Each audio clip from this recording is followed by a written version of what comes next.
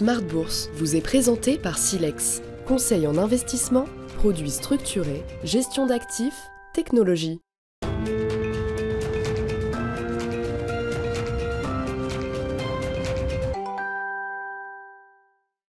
Bienvenue dans Smart Bourse, votre émission quotidienne sur Smart for Change pour rester à l'écoute des marchés. Chaque jour, vous nous retrouvez à 20h30 si vous nous suivez à la télévision via vos box et vous nous retrouvez également tous les jours en replay sur bismart.fr ou encore en podcast sur l'ensemble de vos plateformes préférées. Au sommaire de cette édition ce soir, analyse d'un coup de théâtre spectaculaire, effectivement survenu hier en début de soirée en Europe, en début d'après-midi aux États-Unis avec l'annonce d'une pause de 90 jours pour les tarifs dits réciproques qui frappaient depuis à peine 14 heures 75 pays dans le monde. Le rétropédalage de Donald Trump aura été peut-être aussi rapide que les précédents concernant la Colombie, concernant le Canada et le Mexique. On se souvient effectivement que Donald Trump n'en est pas à sa première capitulation quand il s'agit de stratégie tarifaire. En revanche, sur la Chine, le ton se durcit et se durcit au point qu'on peut parler d'un embargo tarifaire désormais sur les produits chinois avec des droits de douane qui se sont élevés à 125%. Mis bout à bout, 10% de tarifs universels, 125% de tarifs sur la Chine, ça fait toujours des États-Unis le pays au monde avec les droits de douane les plus élevés aujourd'hui, des droits de douane qui restent largement supérieurs en moyenne à 20%. Quelles pourraient être les conséquences de ces tarifs qui restent en place? C'est bien sûr la question que nous poserons à nos invités dans un instant. Et puis commentaire sur ces réactions de marché spectaculaires à la hauteur du coup de théâtre avec une séance historique hier aux États-Unis à tout point de vue. Pauline Gratel vous raconte ça dans un instant et nous y reviendrons bien sûr encore dans le dernier quart d'heure de Smart Bourse ce soir qui sera un quart d'heure américain spécial avec notre correspondant américain Pierre-Yves Dugas en visioconférence avec nous depuis Washington.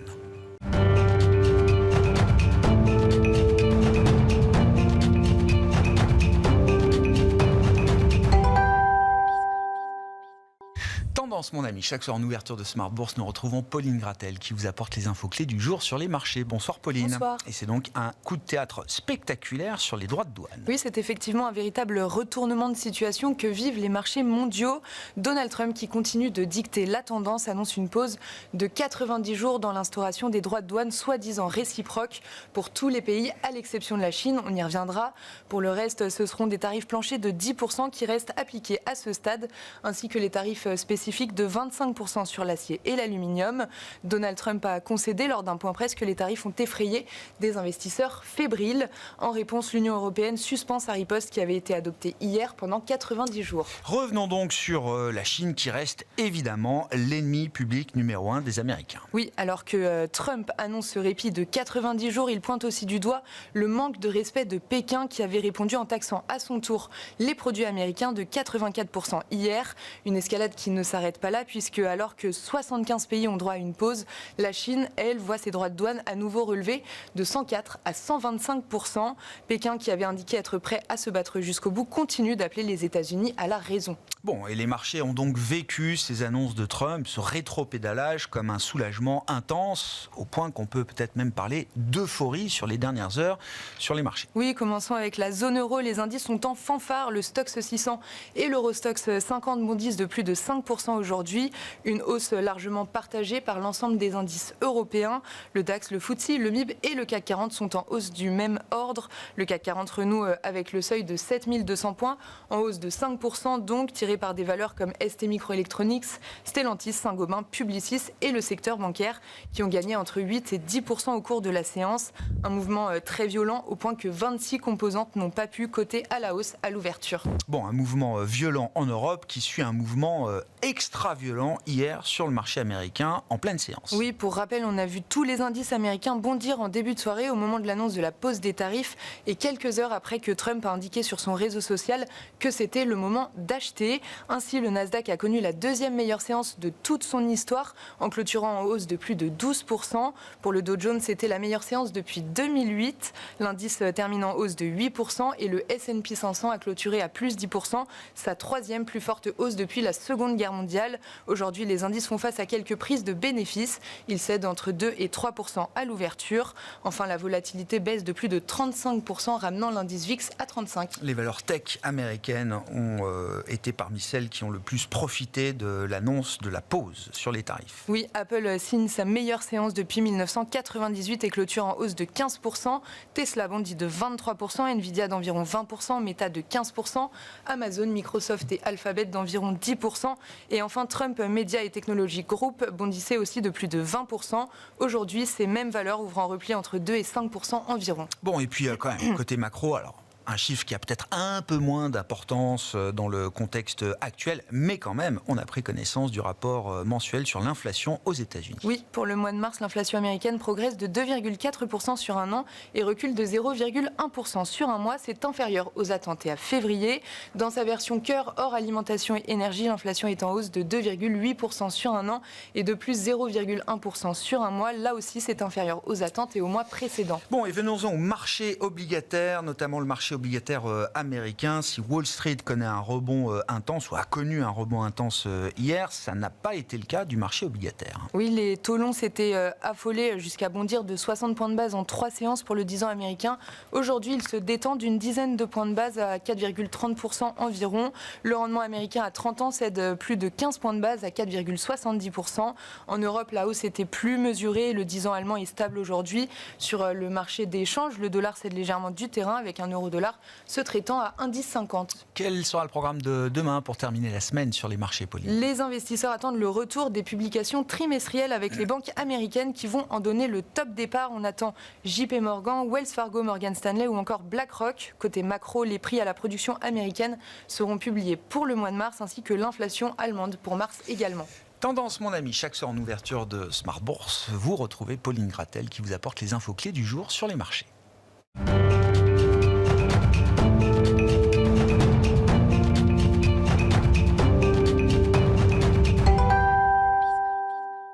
Trois invités avec nous comme chaque soir pour décrypter les mouvements de la planète marché. Maxime Darmet est avec nous, économiste senior chez Allianz Trade. Bonsoir Maxime. Bonsoir. Joachim Jean nous accompagne, directeur de la gestion action de Mansartis. Bonsoir Joachim. Bonsoir Grégoire. Spécialiste des actions asiatiques, je le précise. On aura sans doute l'occasion de parler de cette zone du monde. Et Wilfried Galland avec nous également ce soir. Merci d'être là, Wilfried, directeur stratégiste de Montpensier.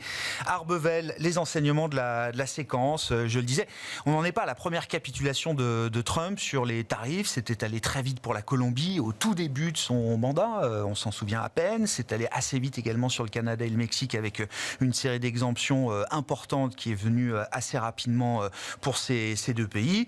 Et il a fallu à peine 14 heures hier entre le moment où les tarifs sont entrés en application à minuit et le moment où Donald Trump, hors Chine, a indiqué qu'il revenait sur la couche de tarifs dits réciproques pour une période de 90 jours. Oui, je pense qu'on a eu globalement trois types de pressions qui sont exercées sur Donald Trump et son administration.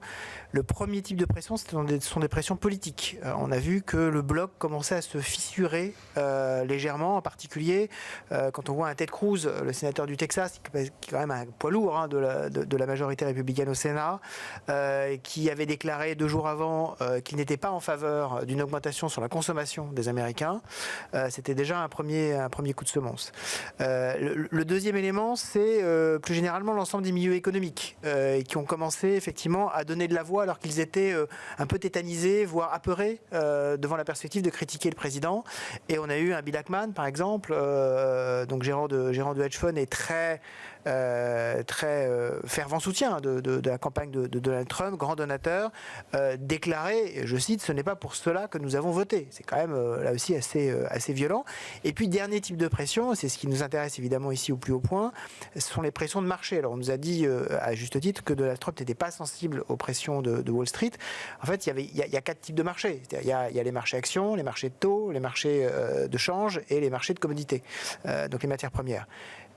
Sa clé pour lui, évidemment, sont les marchés de taux, comme beaucoup de gens d'ailleurs qui suivent les marchés. Et là, on a vu, et vous l'avez mentionné en début de cette émission, une tension très forte sur les taux d'intérêt américains. et à la fois l'impact possible sur le consommateur et l'électorat de Trump qui a des taux, parce qu'ils ont tous des emprunts, ils n'ont pas tous des actions, mais ils ont tous des emprunts, et en plus avec une pression sur les nécessités de refinancement de la dette américaine. On savait que hier soir, devait y avoir une adjudication très importante. Ça s'est passé. Et ça s'est passé remarquablement. Voilà. Ça a eu lieu. Voilà, ça a eu lieu. Oui, demande solide pour le 10 ans américain. Exactement. On avait effectivement un début de dislocation sur le marché obligataire avec des hedge funds qui vendaient quand même assez massivement suite à des appels de liquidité, donc qui commençaient à inquiéter un peu la planète finance. Donc ces trois pressions ont fait que à un moment c'était devenu trop fort et il était nécessaire pour lui d'arrêter. Il a juste essayé de sauver la face en disant mais regardez, le grand méchant numéro 1 c'est quand même la Chine, et là vous allez voir ce que vous allez voir, je vais les faire plier, ou sinon je ne m'appelle plus Donald Trump. Enfin, j'exagère un peu, mais c'est un peu ça. En termes de position de négociation, puisque une des explications de Liberation Day, selon certains membres de son administration, ceux comme Peter Navarro disent que c'était pas une négociation, ceux comme Scott Bessent qui disaient que c'était un bargaining chip. Exactement. C'était une manière de leverager une position de négociation. Aujourd'hui, il sort avec un levier de négociation plus important, beaucoup moins important, toujours intact. Il est avec un levier de négociation toujours très important vis-à-vis des partenaires les plus faibles, parce que les taxes de 10% restent en place et on a juste une épée de Damoclès sur 90 jours sur la possibilité de remettre ces tarifs, avec des pays qui ne peuvent pas se passer clairement du marché américain. Je pense au Vietnam par exemple, ou à d'autres pays asiatiques. Il était quand même assez cocasse d'ailleurs de voir que le deuxième pays derrière la Chine, le plus dangereux visiblement pour Donald Trump, c'était donc le Lesotho, que je salue d'ailleurs au passage, les gens qui nous connaissent le Lesotho. Oui. Voilà, il lui fallait évidemment un ennemi à sa mesure. Donc là, effectivement, on avait un véritable sujet. Ce qui néanmoins le place dans une position compliquée, c'est vis-à-vis de la Chine. C'est-à-dire qu'aujourd'hui, il se retrouve seul face à la Chine, qui a un régime qui, lui, peut attendre, alors que lui, clairement, va être rapidement sous pression, en particulier sous pression politique, et qui, même s'ils vont être sous pression de leur taux de croissance, en termes de capacité à résister politiquement à une tension économique, probablement que la Chine est plus équipée que les États-Unis, mais on va voir comment est-ce que ça va se dérouler. En tout cas, ce point chinois est un point quand même essentiel, parce que c'est quand même, si on regarde États-Unis plus Chine, on est quand même aujourd'hui à 40% de l'économie mondiale. Donc il ne faut quand même pas rigoler avec ça, quoi. Oui.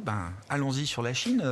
Joachim, alors je rappelle, vous êtes directeur de la gestion actions de Mansartis, mais vous avez une expertise spécifique sur les actions asiatiques, et donc vous regardez la Chine, j'imagine, de près, Joachim. Quand même. Comment on se sort de l'affaire ? La Maison-Blanche est en train de clarifier, donc c'est 125% de tarifs, mais auxquels il faut ajouter les 20% précédents qui n'ont jamais été enlevés depuis Trump, premier mandat. Donc la Maison-Blanche dit c'est bien un cumul de 145% de tarifs désormais sur les produits chinois importés par les États-Unis. Je parlais d'embargo total. Est-ce que c'est le terme qui convient, Joachim ? Et comment on sort de ça ? Ou en tout cas, côté chinois, comment on manœuvre face à un Trump, pour le coup, qui est resté plus que droit dans ses bottes Écoutez, sur ces niveaux-là, je crois qu'on peut effectivement parler d'embargo total. Oui. C'est assez simple. Mon scénario, moi, c'est qu'on est sur un scénario lose-lose à court terme, quand même. Même si je pense que l'impact sera plus fort pour le consommateur américain, puisqu'en fait, on est sur des importations qui sont difficilement substituables en provenance de Chine. En revanche, du côté chinois, lorsqu'on regarde éventuellement ce qui est importé, puisqu'il y a aussi la réciprocité des tarifs chinois dans l'autre sens, par exemple sur le LNG, sur le soja, sur le pétrole, ils ont des substituts, d'aller voir par exemple les Brésiliens, les Argentins sur le soja, le LNG, le Qatar, l'Australie. Donc on a des substituts, on a une visibilité plus faible au niveau du consommateur chinois. Donc pour moi, à mon sens, ça sera moins pénalisant pour la Chine, mais on est quand même dans une lose-lose situation à court terme. À long terme, je pense très clairement que Trump favorise le projet chinois de reconversion de l'économie vers la consommation et l'innovation, puisque aujourd'hui, en fait, ce que va faire la Chine, c'est qu'elle va répondre avec des mesures plutôt en faveur de la consommation domestique, ce qu'on attendait depuis des mois, puisque c'est ce qui manquait dans l'équation pour la reprise chinoise. merci Trump, puisqu'en fait, je pense que ça va accélérer ces mesures-là. Qui plus est, on voit la Chine plutôt offensive d'un point de vue de l'innovation, et puis elle va montrer en fait qu'elle dépend plus forcément énormément des États-Unis. Aujourd'hui, on est sur des exportations de l'ordre de 17%. On voit des entreprises chinoises qui arrivent très facilement en fait à graviter au niveau mondial sans les États-Unis. Vous savez, je l'évoque assez souvent, on a ce leader dans les véhicules électriques BYD qui nous dit quoi ? Je fais l'impasse sur les États-Unis, mais je fonctionne très bien en dehors des États-Unis, au LATAM, dans le reste de l'Asie du Sud-Est. On a Huawei aussi qui peut montrer qu'on peut fonctionner sans les États-Unis. Et puis surtout, on a un élément très important, c'est que la Chine va tout faire pour créer un bloc asiatique. Et en fait, c'est pas anodin si on voit une communication sur la relance du RCEP avec le Japon et la Corée du Sud, et puis l'agenda de Xi Jinping prochain qui va aller au Vietnam, qui va aller en Malaisie pour s'entretenir avec les autorités locales. Donc il y a une volonté d'être aussi leader sur un bloc asiatique et de montrer qu'on peut réussir sans les États-Unis. Donc à long terme, à mon sens, la politique actuelle de Trump va renforcer la stratégie chinoise. Dans ce contexte-là, et avec la stratégie très claire que vous délivrez, enfin que vous expliquez sur le moyen long terme pour la Chine, l'idée d'une dévaluation du yuan n'est pas une option qui serait une option satisfaisante, y compris pour Pékin ? Non, je pense pas. Je pense que c'est un mécanisme sur lequel ils vont être très pragmatiques. Ils vont pas être totalement fous pour rentrer dans une guerre d'échange au risque de voir quand même une sortie des capitaux assez importante. Ils vont faire ça de manière assez smart, on le voit. Ils jouent sur les fixings, ça marche plutôt bien. C'est pareil en fait pour la dette américaine qui est détenue par les Chinois. L'idée pour eux, c'est pas totalement de la shooter sur le marché, c'est de le faire progressivement, de montrer qu'ils ont un moyen de pression. De toute façon, ils ont déjà... Voilà, ils ont déjà vendu beaucoup de dettes américaines par rapport au pic du stock qu'ils ont pu avoir constitué à un certain stade. Dans le futur, mais on est plus sur un objectif moyen-long terme, un peu d'étranglement à long terme. On n'est pas sur une pression forte à court terme. Donc il y a tous ces mécanismes-là. Et puis d'un point de vue budgétaire et monétaire, ils ont beaucoup plus de marge de manœuvre. On l'a vu sur leurs objectifs, ils vont augmenter le pourcentage du déficit et d'un point de vue monétaire, je pense qu'il va y avoir des annonces aussi de baisse du taux de réserve obligatoire assez prochainement. Donc tout ça qui peut entraîner plutôt un vent en faveur des actifs chinois. Maxime, sur le plan macro, quels sont les enjeux des 90 jours là, désormais ? Alors il y a l'aspect négociation commerciale, mais qu'est-ce qui va se passer aussi sur le plan macro pendant ces 90 jours ?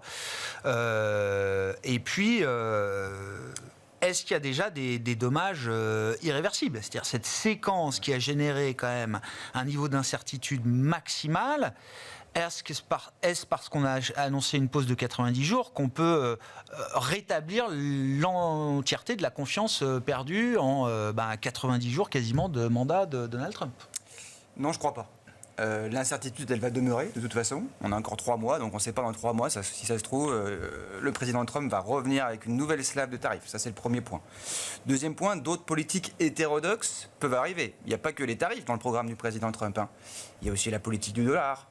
Il y a aussi la politique monétaire. Il n'est pas très content avec les taux d'intérêt de la Fed. D'ailleurs, j'ai vu ce matin qu'il a demandé à la Cour suprême l'autorisation de pouvoir licencier des hauts responsables d'agences. La Fed n'est pas explicitement nommée là-dedans, mais il voudrait quand même revenir sur cette règle de plus de 90 ans qui dit que c'est le Congrès qui a la main sur les nominations du board des gouverneurs du FOMC et de la Fed. Donc attention aux nouvelles mesures hétérodoxes qui peuvent arriver, ça commence déjà potentiellement à arriver. Choc énorme d'incertitude qui va durer.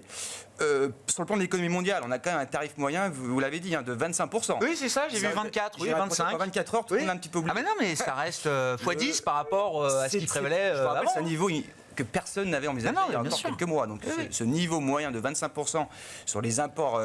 Parce qu'on a 145% sur la Chine.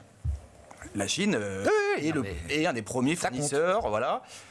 Vous l'avez dit, près de la moitié des biens chinois exportés vers les États-Unis sont des biens critiques, c'est-à-dire qu'il n'y a pas de capacité de les substituer à court terme ou de trouver des fournisseurs alternatifs. Donc les Américains vont devoir continuer à importer au moins la moitié de leurs importations depuis de la Chine. Ouais. Donc effectivement, des hausses de prix. Donc le consommateur, pendant l'été, va commencer à voir les effets sur les prix, sur l'inflation, parce que ça va prendre un petit peu de temps. Le rapport CPI ce matin était plutôt bon, c'est vrai, avec aucune incidence pour l'instant sur les prix des biens. C'est la première chose qu'on regarde. En revanche, On les parle prix... du mois de mars. Il n'y avait pas On parle tous du ces mois de tarifs. mars. Il y avait le Mexique et le Canada, l'acier et essentiellement. l'aluminium. C'est ça. Voilà. Et l'acier et Donc, l'aluminium. effectivement, c'est beaucoup trop tôt pour voir les effets sur les CPI. En revanche, un point du rapport qui était moins bon, qui a moins été cité, mais qui est très regardé par le consommateur et les lecteurs américains, c'est le prix des biens alimentaires. Beaucoup est importé notamment du Mexique, fruits, légumes. Bien sûr. Et ça, il y a une tendance très nette à la hausse. Et les prix de production, qui sont le meilleur indicateur pour prévoir les prix alimentaires à la consommation au cours des 6 prochains mois, sont en forte hausse. D'accord. Donc l'inflation alimentaire, elle arrive. L'inflation des biens, elle arrive probablement, même si on ne la voit pas encore dans les données. Donc, je pense que les prochains mois vont être mouvementés, l'été va être mouvementé, et les pressions sur la Fed, je pense, ça va être un des éléments à regarder de près. Qu'est-ce qui va se passer? C'est la prochaine Les bataille. relations- C'est la prochaine bataille de Trump. Je pense que c'est une des prochaines batailles du président Trump, D'accord. effectivement. Parce que juste après, ils ont été très sympas. Puisque le président Trump, il va voir l'économie américaine, je pense, fortement ralentir. Donc, il va demander à la Fed de donner un coup de main, puisqu'au Congrès, il faut beaucoup plus de temps pour faire passer un paquet législatif de baisse de taxes. Ça n'arrivera pas avant la fin de l'année. Même si à court terme, un dernier point là-dessus, il peut peut-être utiliser une partie des recettes douanières pour relancer des subventions industrielles. Oui, mais enfin, beaucoup moins de recettes douanières, puisqu'il n'y a plus les tarifs Là, on est. réciproques. Alors, sur le niveau actuel, si ça se maintient peu ou prou, on est entre 300 et 400 milliards de D'accord. recettes additionnelles. Ok. Prolonger les tax cuts Trump, c'est 400 milliards par an. Ou à peu près. Ouais, 300-400 milliards, ouais, Ouais, c'est ça. par d'accord. an. Donc, on peut les financer. Mais, Mais c'est une prolongation. alors, attendez, vous avez la prolongation, vous parlez de la prolongation, mais il y a aussi les nouvelles. Bien sûr, Il y a non, des mais nouvelles. ça ne Ça, finance pas les nouvelles Voilà. baisses d'impôts. Mais en On termes est d'accord. macro, ce qui Non, mais il va falloir le déficit. financer aussi la prolongation des tax cuts. Et bien Trump. évidemment, bien évidemment. Ouais. La Chine, là, pendant ces 90 jours, le fait que le reste du monde ne soit plus taxé qu'à 10% à l'entrée du marché Ça, c'est américain, intéressant, ça. ça va rerouter, la Chine va en profiter pour rerouter énormément de produits par ses partenaires classiques et les nouvelles routes qu'on a vues se développer depuis la première guerre commerciale, Vietnam, Mexique ou autre. Effectivement, Maxime. choc massif de compétitivité relative, puisque les droits de douane sont à 10% pour tout le monde, sauf pour les Chinois. Donc notamment les pays asiatiques dans la région, ils ont un choc relatif de compétitivité favorable. Notamment, on parle beaucoup du Vietnam, les pays du sud-est asiatique, dans une moindre mesure l'Inde aussi peut-être. Rerouting, peut-être, mais attention, l'administration Trump est très au fait de cette problématique du rerouting. Ah oui. Donc, dans les prochains mois, on parlait des politiques hétérodoxes. J'ai parlé de la Fed, mais il y a une nouvelle politique hétérodoxe. Encore la politique Tarif commerciale. secondaire. Des tarifs sur les produits chinois qui viennent au Vietnam, par exemple. Ouais, Ça peut d'accord. faire partie des deals. D'accord. Attention, ou deuxième élément, ou deuxième levier d'action, il faut un contenu minimum du produit vietnamien avant qu'il vienne aux États-Unis. S'il y a X% du contenu qui est chinois, on ne le prend pas. Ou on Il y a le déjà taxe. des pays qui se sont protégés. J'ai en tête que l'Indonésie a déjà mis des barrières tarifaires Ça va par bien. rapport aux produits Vous avez un chinois vous avez un- avant même que Trump ne soit C'est un réélu. choc massif pour l'économie mondiale, parce que vous avez un surplus massif de production, qui est d'ailleurs corroboré par les dernières données de prix de production en Chine, moins 2%, moins 2,5% sur un an, ce qui signale qu'il y a une surproduction massive en Chine. Cette production risque de se déverser, de s'écouler dans les autres marchés, notamment les marchés européens. Et donc, on va répondre à ça, Wilfried? On va espérer que non. Toute la question en fait qui se pose sur cet environnement-là, c'est quel va être l'impact sur la croissance globale et quel va être l'impact sur la croissance américaine. Parce que là, on raisonne en fait beaucoup à isocroissance en fait. Quand on raisonne sur la base fiscale, on raisonne à isocroissance. L'ombre de la récession a disparu depuis hier ou pas? Pas du tout. Ce qui est très clair, c'est que les droits de douane agissent comme, et c'est d'ailleurs Ted Cruz qui le rappelait, comme un impôt massif en fait. Là, on est en train en fait de relever massivement les impôts C'est TVA, en sur. fait. Maintenant, la voix de la raison, c'est devenu Ted Cruz. Il faut quand même se souvenir qu'il est Voilà. Ted Cruz. Mais bon, Voilà. Non, mais on en est là.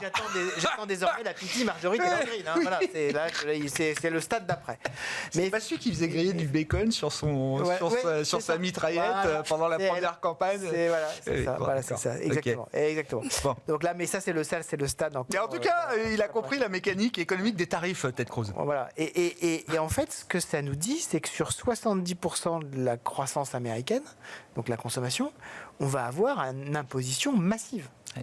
Et cette imposition massive va avoir des impacts à la fois sur la consommation, bien sûr, mais va avoir surtout des impacts sur toute la chaîne de production aux États-Unis. Ce qu'on appelle le corporate GDP aux États-Unis va être extraordinairement impacté, avec potentiellement des baisses de marge, avec potentiellement des investissements qui ne vont pas se faire, avec des emplois qui ne vont pas être créés.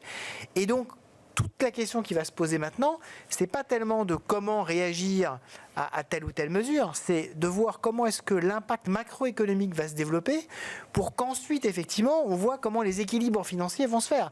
Je suis relativement pessimiste sur la possibilité au Congrès américain de se mettre d'accord assez vite, compte tenu déjà de fractures à l'intérieur de la Chambre des représentants, sur l'objectif à chercher. C'est-à-dire qu'on a toute une partie de la Chambre des représentants aux États-Unis, la partie traditionnelle, qui dit il faut absolument, comme vous l'avez dit, Monsieur le Président, dans votre campagne, revenir à un déficit budgétaire de 3%. C'était un des axes de Scott Bessent, 3% de déficit, 3% de croissance, et 3 millions de barils de pétrole supplémentaires.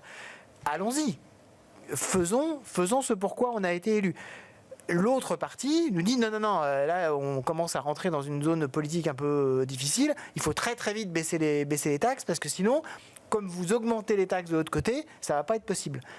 Le schéma, il est irréconciliable des deux côtés. Donc il va falloir trouver très rapidement une solution, avec en plus le petit feuilleton qui nous anime régulièrement sur ce plateau et sur d'autres, en fait, le plafond de la dette aux États-Unis. Voilà. Mais qui, à un moment donné, compte tenu de la polarisation extraordinairement élevée, qui ne cesse de monter, y compris à l'intérieur même du camp républicain, on peut avoir un accident sur ce sujet-là. Donc moi, voilà, c'est vraiment les sujets que je surveille aujourd'hui. D'une certaine manière, la pause sur les tarifs nous a gagné du temps.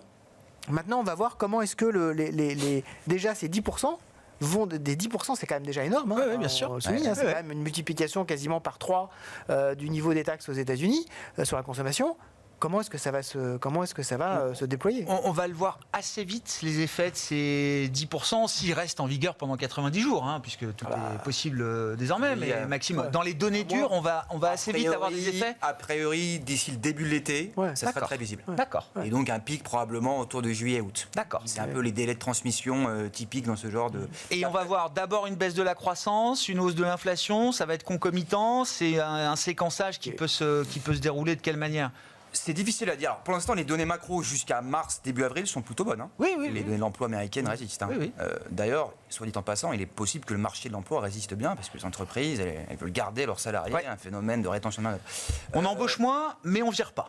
C'est possible. C'est un scénario, je n'exclus pas du tout, et c'est plutôt mon scénario de base, même si tu vois le chômage a un petit peu augmenté. Ça monte un peu. Voilà, un petit peu augmenté, peut-être vers 5% début de l'année. Les licenciements remontent un peu. Voilà, d'ici le début de l'année, fin de l'année 25, début de l'année 26. Donc, oui, votre question sur le timing. Oui, le séquençage, effectivement, des effets macro, là.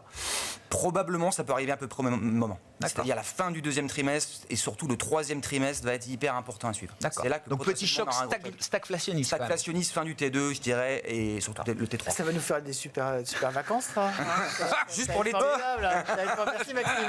On va demander à Maxime de date de vacances. Quand est-ce qu'on peut partir Vos commentaires, bien sûr, Joachim. Et puis, le prisme du stock picker, de l'analyse des entreprises. On entre dans la période de publication de résultats.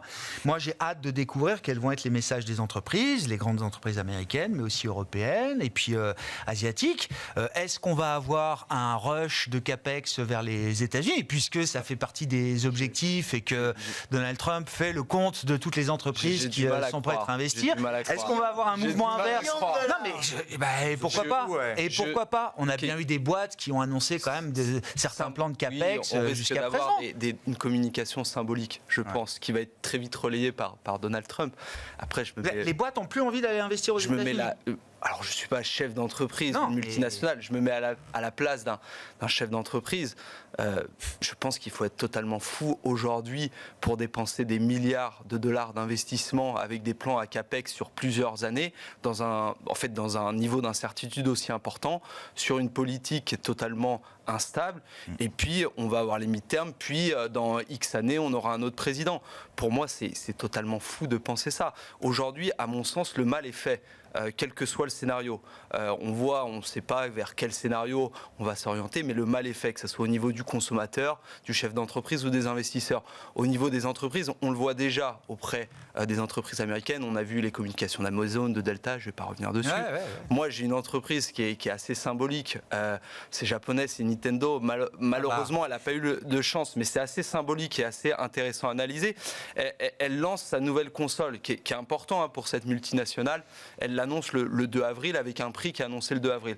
Manque de peau, le soir même, on a l'annonce des tarifs. Qu'est-ce qu'elle fait le lendemain? Elle ne sait pas comment gérer ça. En plus, il y a les 90 jours qui viennent s'ajouter. J'en parlais encore ce matin avec des spécialistes japonais. On est totalement dans le flou. Pour elle, Donc j'ai suspendu les livraisons, c'est ça? on a suspendu les commandes aujourd'hui et on ne sait pas quel pricing on va mettre. Et on parle d'un pays qui a un accès VIP pour négocier avec Trump. Exactement, mais le problème de Nintendo, c'est qu'elle produit en Chine ses Switch. Donc aujourd'hui, elle a la chance d'avoir une flexibilité en termes de logistique pour produire dans l'Asie du Sud-Est, mais elle ne sait pas dans 90 jours quel sera le taux de taxation sur ces pays-là. Elle ne sait pas quel prix elle doit mettre sur cette console-là. Donc aujourd'hui, on est dans l'attente, on ne met pas de prix, on ne met pas de précommande aux États-Unis et on a un impact sur cette entreprise-là. Mais c'est symbolique, mais ça va être le cas pour toutes les entreprises. Ouais. On est dans un tel niveau d'incertitude que le mal est, à mon sens, déjà fait. Une donnée très parlante de ce point de vue-là, alors je parle sous le contrôle de Maxime qui est économiste US chez Allianz Trade, mais donc l'enquête NFIB auprès des petits patrons, sous la première guerre commerciale de Trump, vous aviez toujours grosso modo un tiers de ces patrons d'entreprise qui vous disaient c'est le bon moment pour investir, c'est un bon moment pour moi pour investir. Là, les dernières enquêtes ne cessent de se dégrader et je crois que sur la question est-ce que c'est un moment favorable pour vous pour déployer des investissements du CAPEX, on est revenu sur des plus bas, qui étaient d'ailleurs des plus bas qu'on a connus pendant le mandat de Joe Biden. Donc on n'est pas du tout dans une confiance qu'on a pu conserver pendant le premier mandat de Donald Trump. C'est plutôt de mauvaise augure, même si cette enquête, elle est assez peu corrélée aux données macro quand même. Ok. C'est plus du sentiment, mais c'est un signal effectivement à prendre en compte. Et ça mesure. J'aime bien cette enquête NFIB parce que ça prend le pouls, la mesure du small corporate américain. Bah oui. C'est-à-dire les petites PME américaines. Il n'y a pas que Puis les gens de c'est Wall un Street. peu l'électorat de Trump. Effectivement, de Trump. Donc c'est clairement c'est pas des bonnes données. Les baisses des CAPEX, c'est quelque chose qu'on peut avoir là sur le plan macro cette année aux États-Unis. Je pense que d'ici l'été, on aura des baisses de CAPEX massives, ne serait-ce à cause de l'incertitude. Le CAPEX, c'est le premier élément de la composante du PIB qui lâche. C'est hyper volatile, c'est le premier qui lâche. La consommation, c'est un peu plus lent généralement. Quoique dans la configuration actuelle de stagflation. Donc un ralentissement qui aboutira à quelque chose d'un peu plus embêtant, ça commence aussi par les CAPEX. Ça commence par les CAPEX, effectivement. Après, la consommation prend généralement un petit peu plus de temps pour lâcher. Il faut qu'on parle des taux, Wilfried. Donc ça a été le questionnement quotidien des derniers jours et même encore aujourd'hui. 4,35 sur le 10 ans américain. Alors on a touché 5% à nouveau sur le 30 ans américain il y a 48 heures. Ça s'est un peu détendu, certes. Mais j'allais dire, le rebond du marché obligataire américain n'est pas du tout à la hauteur du rebond qu'on a vu hier sur le marché action américain. Il y a quelque chose qui a vrillé. Alors, certains le situent vendredi dernier, peut-être 4 avril, ou sur la séance de lundi 7 avril. Il y a un truc qui s'est cassé dans le marché obligataire. Je pense qu'il y a deux éléments qui impactent le marché obligataire. Il y a un élément clair qui est les perspectives de récession. Et ça peut jouer dans le sens inverse, les perspectives de manque de confiance dans l'économie américaine. Et donc, quand vous avez des perspectives de récession, vous achetez plutôt de la dette américaine.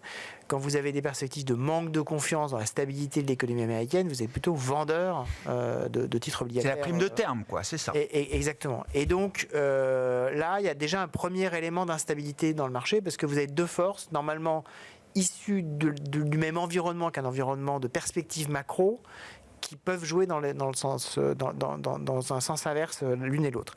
Et puis vous avez un deuxième élément qui est lié à l'extrême volatilité qu'on a eue sur les marchés et à l'extrême niveau de pessimisme qu'on a vu se déployer. Elle a remonté aussi très très forte des taux. Ce sont des éléments techniques sur le marché des taux qui ont fait que le fameux, alors tout le monde a parlé de ce fameux basis trade, et globalement tous ceux qui étaient très leveragés, qui avaient des effets d'endettement extraordinairement forts sur le marché des taux américains, on parle de niveau de multiplicateur d'endettement de 20, 50, voire 100 pour certains Au-delà de ces facteurs techniques de liquidation, Wilfried, ma question était un peu plus fondamentale. Je l'ai mal posée, mais est-ce que le statut des treasuries a été un peu abîmé? Est-ce qu'il y a un changement de régime de ce point de vue-là? Ou en tout cas une interrogation sur la possibilité d'un changement de régime sur ce marché d'actifs sans risque ultime? Je pense qu'il y a une très grande prudence de la part de beaucoup de gérants, à la fois des gérants obligataires, à la fois des fonds souverains, à la fois de ceux qui gèrent des réserves de banque centrale, en disant tout ce qu'on pensait être certain, moi j'ai appelé ça l'économie de la confiance.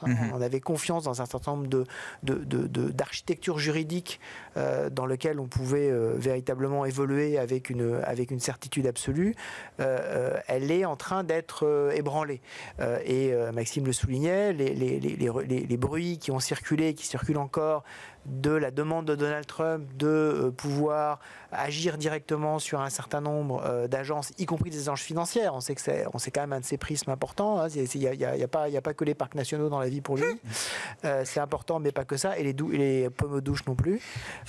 Et en fait, on sait très bien que ça fait partie de la confiance qu'ont les investisseurs internationaux dans le système financier américain global. Et donc globalement, moi je vois les discussions qui ont lieu avec des clients, avec des grands institutionnels. Nous, notre prisme numéro 1 en particulier dans notre activité historique de la partie Montpensier, c'était effectivement les institutionnels.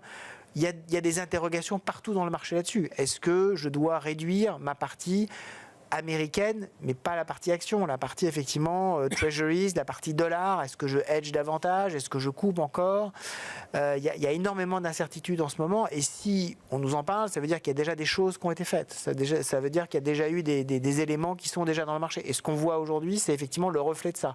Ça reste encore à des niveaux, je trouve, relativement superficiels. Je suis d'accord. On ne rentre pas dans le cœur du marché, ce qui, d'une certaine manière... Non, parce que c'est des questions que moi, personnellement, que j'ai jamais entendues, et qui sont des questions explicitement posées aujourd'hui, et qui n'étaient pas posées pendant Trump 1. On est d'accord. La petite phrase d'un stratégiste de Wall Street bien connu, de Fundstrat, Donald Trump a cassé des covenants clés du capitalisme. Oui. C'est ce que j'appelle justement l'économie de la confiance. On est vraiment là-dedans. Et tout le sujet maintenant, c'est est-ce qu'on peut rebâtir cette confiance relativement rapidement?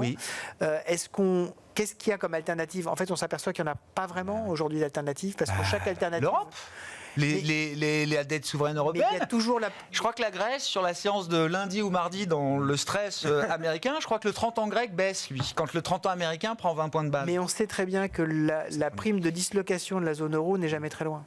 Oui, puis ça prend du temps aussi de changer, parce qu'en fait, les US Treasury, les Treasury américains, ça sert beaucoup en termes de collatéral, dans les transactions repo. Ah bah c'est une qualité. Pas du jour au lendemain. En plus, le dollar, c'est la monnaie de facturation des échanges internationaux.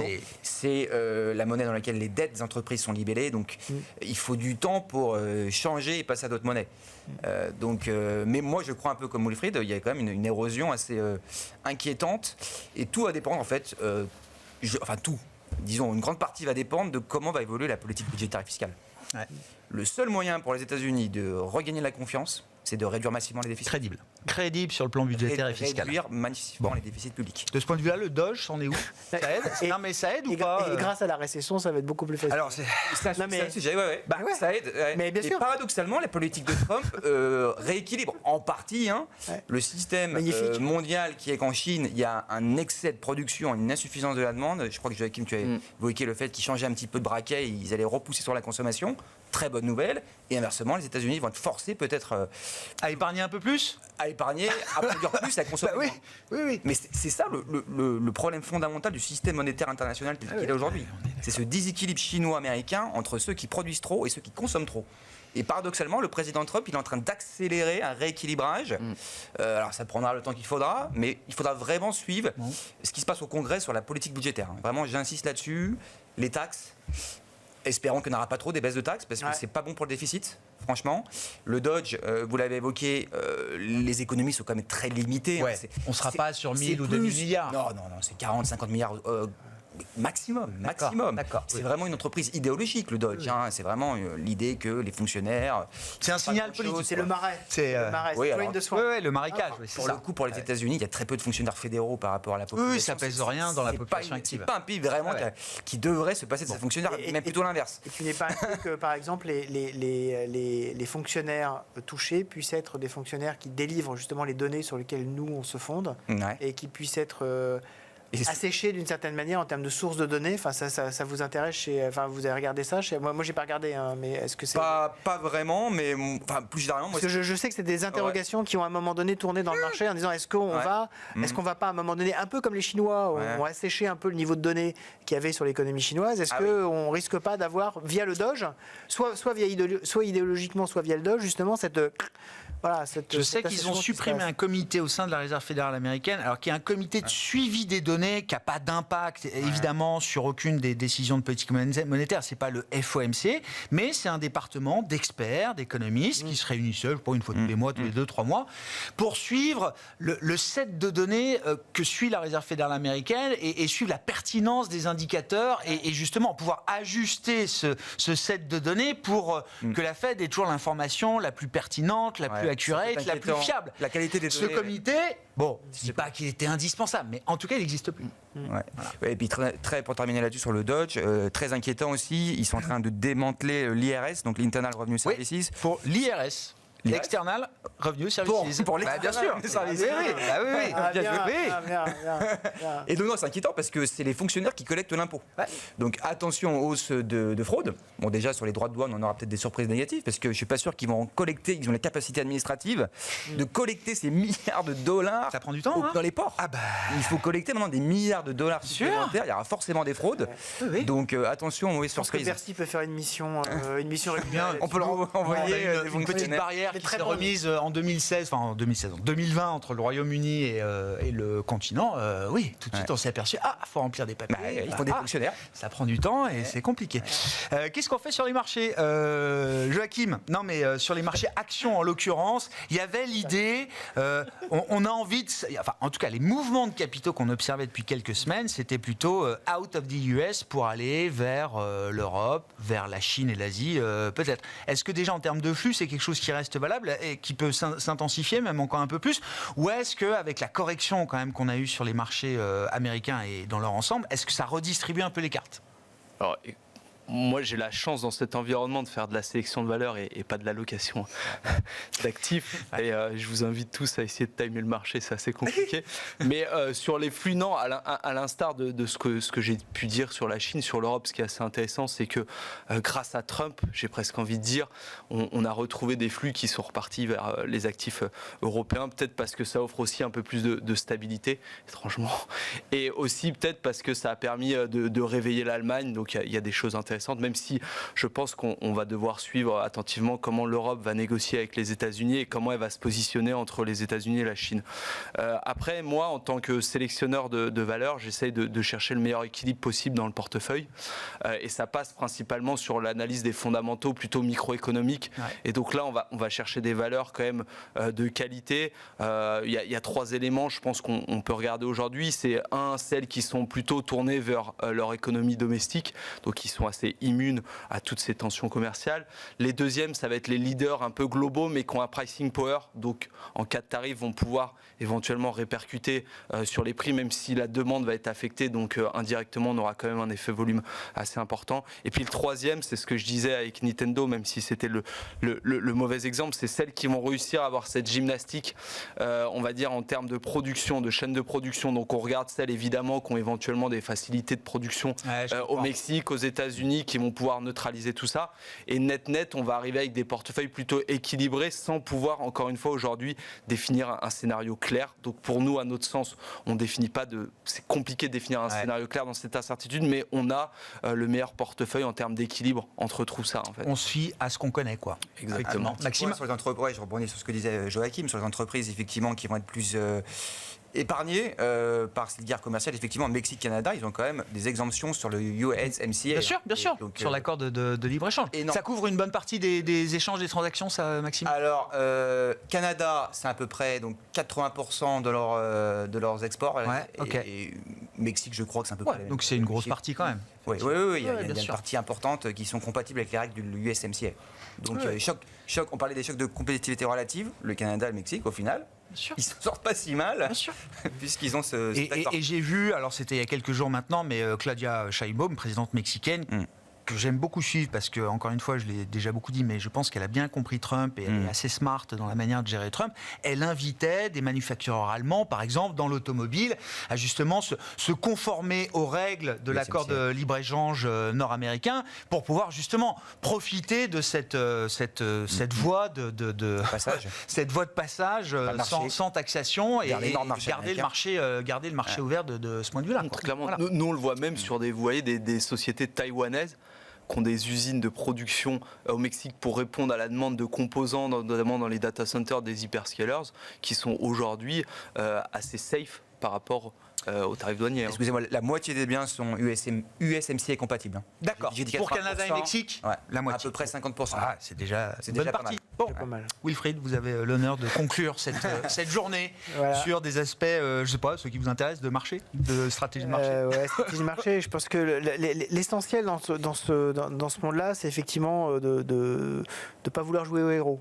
Parce qu'il y a énormément d'incertitudes, y compris d'ailleurs sur la zone euro et sur l'Europe, parce que les négociations arrivent et Donald Trump, par exemple, a déjà mentionné qu'il voulait s'attaquer à la TVA. Et ça, évidemment, c'est totalement impossible. La TVA, je crois.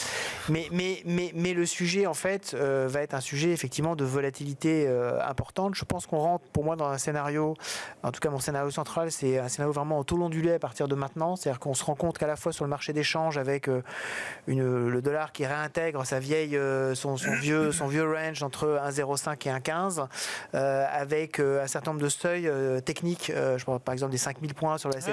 Des seuils de très long terme. Voilà, exactement, des seuils de long terme qui sont en train d'être travaillés et on a effectivement cette oscillation qui va probablement avoir lieu. Et dans ce cas-là, je pense que chercher à se réexposer au marché, c'est pas forcément une mauvaise idée. En revanche, il faut le faire de la façon la plus diversifiée possible. Quand on prend un risque de marché, c'est déjà, on y va déjà en serrant les dents. Donc, il faut pas prendre de paris trop marqués. Nous, on essaye effectivement dans les fonds d'avoir une grande diversification, de pas avoir un angle trop marqué, parce que déjà aujourd'hui, profiter des mouvements actuels, c'est difficile. On sait qu'on doit le faire parce que effectivement il y a des niveaux d'entrée qui peuvent être intéressants, mais y aller effectivement de la façon la plus diversifiée, sans chercher à faire le malin en essayant d'identifier un élément particulier du marché, c'est en ce moment trop dangereux. Merci beaucoup messieurs, merci d'avoir été avec nous en plateau ce soir dans Planète Marché. Wilfried Galland, Montpensier Arbevel, Joachim Jean, Mansartis et Maxime Darmet, Allianz Trade. Le dernier quart d'heure de Smart Bourse, chaque soir, c'est le quart d'heure thématique. Et ce soir, c'est un quart d'heure américain spécial en milieu de semaine parce qu'on s'adapte au calendrier de Donald Trump. Pour évoquer cette actualité avec Pierre-Yves Dugas, bien sûr, correspondant américain, installé dans son bureau à Washington. Bonsoir Pierre-Yves. Bonjour chez vous, en l'occurrence. Merci beaucoup d'être avec nous.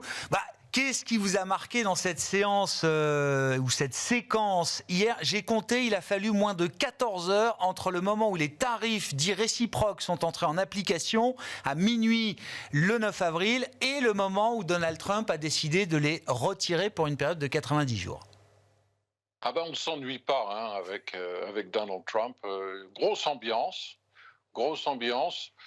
Les pires ennemis du président Trump au Capitole, notamment le sénateur Schiff de Californie, prétend qu'il y a peut-être délit d'initié, enfin manipulation de marché, puisque certains dans l'entourage du président Trump auraient pu être au courant de ce revirement qui avait été télégraphié par des déclarations de Donald Trump assez sibyllines lorsqu'il avait levé les bras alors qu'il était devant son bureau de la Maison-Blanche, devant le bâtiment de la Maison-Blanche, en disant c'est un bon moment pour devenir riche. Quelques heures après, effectivement, on aurait pu faire de jolis coups.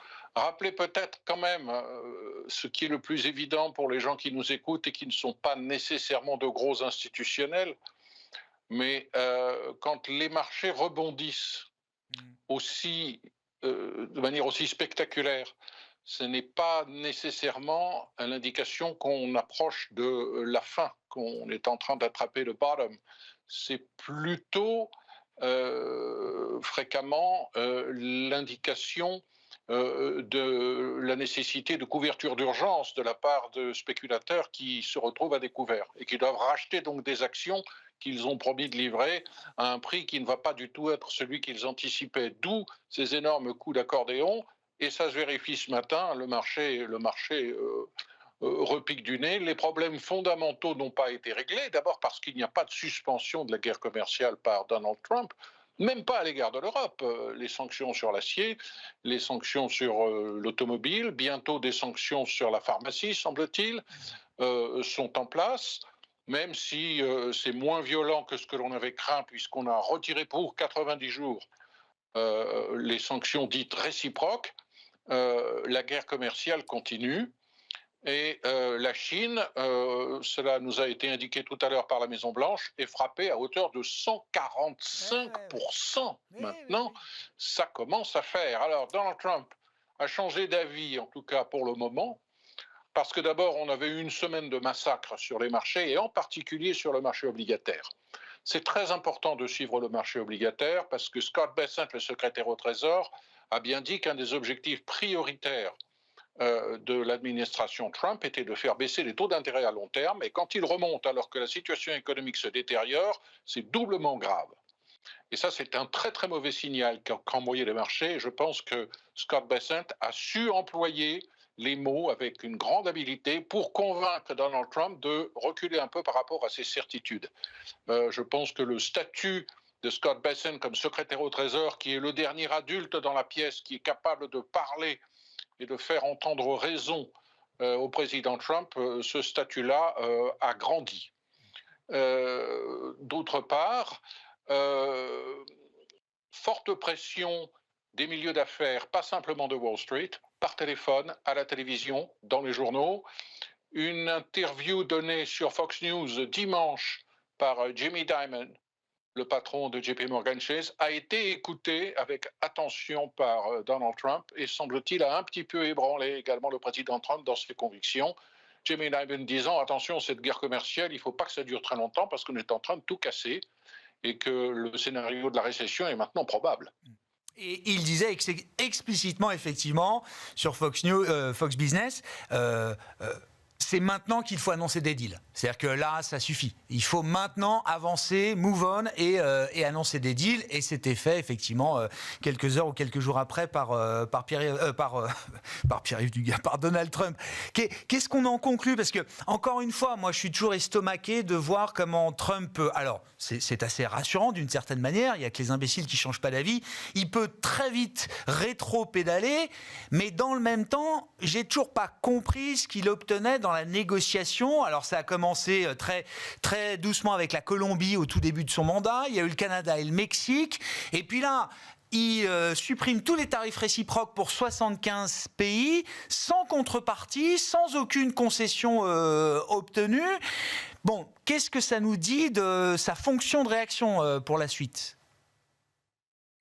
Je pense que, contrairement à la légende qu'essayent d'entretenir tous les gens qu'il emploie pour faire sa communication, il joue aux échecs sans penser au deuxième ou au troisième coup d'après. C'est beaucoup d'improvisation. Et c'est inquiétant, mais parfois ça a de bons côtés, parce que quand il constate qu'il fait une erreur, il est capable de faire un pas en arrière si ça n'est pas trop tard. Les pays qui ont été les moins virulents publiquement et probablement encore plus en privé dans les consultations qui essayent d'amorcer des négociations, parce qu'il n'y a pas vraiment de négociations pour le moment. Il y a eu des consultations et des demandes de négociations qui ont été formulées notamment par les Européens, qui ont envoyé une délégation à USTR et le patron du USTR leur a dit, vous savez, moi je n'ai pas de mandat pour négocier avec vous. Quand j'en aurai un du président Trump, on pourra discuter. Donc, les pays qui ont donné l'impression de se soumettre, comme le Mexique, comme le Japon, semble-t-il, sont ceux qui ont le moins agacé le président Trump et qui sont susceptibles de mieux s'en sortir. Ceux qui ont très vite crié très fort, vous allez voir ce que vous allez voir, soit parce qu'il y a une forte tension entre le Canada et les États-Unis, entre M. Trudeau à l'époque et Donald Trump, et maintenant que le Canada est en situation électorale, c'est très compliqué bien sûr pour le candidat du Parti libéral canadien. Ces pays-là qui sont montés au créneau, nous allons produire des mesures de rétorsion, ceux-là se font aligner, si j'ose dire. Je pense qu'à la fin du compte, les Britanniques, les Japonais ou les Mexicains ont de meilleures chances de s'en sortir dans des négociations qui finiront par s'engager que les pays qui ont voulu bomber du torse et dire « vous allez voir les Américains, nous aussi, nous avons de quoi nous défendre ». Et les Européens doivent être très prudents. Doivent être très prudents dans cette affaire parce que la négociation ne se fait pas simplement sur des thèmes commerciaux. Ne l'oublions pas, Donald Trump adore mélanger les genres et il a fortement l'intention d'utiliser des thèmes qui n'ont rien à voir avec les affaires commerciales comme l'aide à l'Ukraine, la présence militaire américaine en Europe pour dissuader une agressivité des Russes, comme des éléments importants de sa négociation sur les tarifs douaniers, sur la TVA et sur d'autres choses. Et là, les Européens sont vulnérables. Quel avenir pour Peter Navarro? Parce que tout le monde enquête sur qui a été dans la pièce au moment où Donald Trump a pris la décision de la formule. Alors tous se couvrent. Scott Bessent dit « moi j'y étais pas ». Je crois que Stephen Myran, pareil, dit « non, moi j'ai participé aux discussions, mais sur la décision finale, j'étais pas là. C'était quelqu'un d'autre dans la pièce ». Donc tout le monde imagine que ça puisse être Peter Navarro, qui s'est fait traiter de con en direct sur X par Elon Musk, qu'il surnomme désormais Peter Retardo. C'est le conseiller économique spécial de Donald Trump pour le commerce. Ma femme avait l'habitude de dire que ce n'est pas le couteau le mieux aiguisé dans le tiroir de la cuisine. Économiste de deuxième zone, qui a inventé des noms, curieusement d'ailleurs utilisant les propres caractères de l'alphabet de son nom de famille pour se mettre en valeur, dont des ouvrages qui sont passés inaperçus, un mercantile, un anti-libre-échangiste, un protectionniste, qui affirme que tout pays qui a un surplus commercial avec les États-Unis, par définition, est un pays qui triche. Donc, M. Peter Navarro a un énorme avantage sur tous les autres conseillers commerciaux économiques qui tournent autour de Donald Trump. 30 mois de prison pour Donald Trump. Ça, c'est une forme de manifestation de loyauté qui est compensée par le président Trump. Elon Musk n'a peur de rien. Et c'est une bonne chose d'avoir à côté de soi quelqu'un qui est capable de vous dire des énormités et des choses qui ne vous font pas plaisir. Peter Navarro, c'est le dernier qui fera ça parce qu'il veut surtout rester dans les bonnes grâces de Donald Trump. Elon Musk, lui, c'est l'autre partie du mouvement MAGA. C'est celui qui est pur et dur capitaliste, libertarien, très agressif, très anti-fonctionnaire, mais pro-libre-échange, qui veut commercer avec la Chine, qui veut commercer avec les Européens sur une base de disparition complète des droits de douane. Ce sont deux pôles tout à fait opposés dans les conseils économiques que l'on peut prodiguer à Donald Trump. Et je pense que les Européens qui ont pris Elon Musk en grippe se trompent. Elon Musk est beaucoup plus favorable aux vues qui défendraient les intérêts de l'Europe.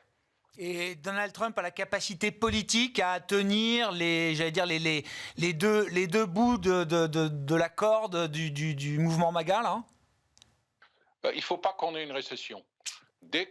Si on a une contraction de l'économie, alors là, ça va devenir très, très compliqué. J'ai été frappé de voir que le représentant Kennedy de Louisiane, qui, comme souvent les personnalités politiques de Louisiane, a un langage très, très imagé, était assez prudent sur l'efficacité de la méthode des droits de douane pour servir les intérêts des ouvriers américains.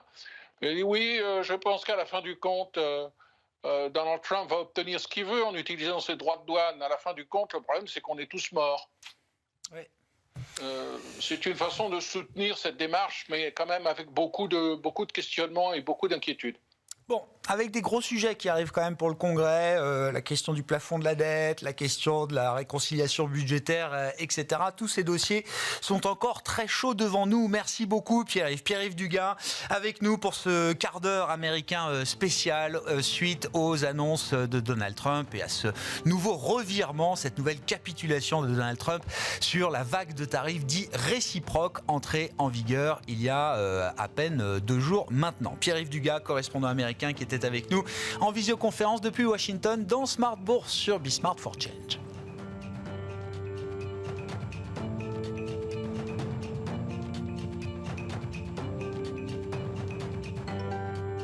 Smart Bourse vous a été présenté par Silex, conseil en investissement, produits structurés, gestion d'actifs, technologie.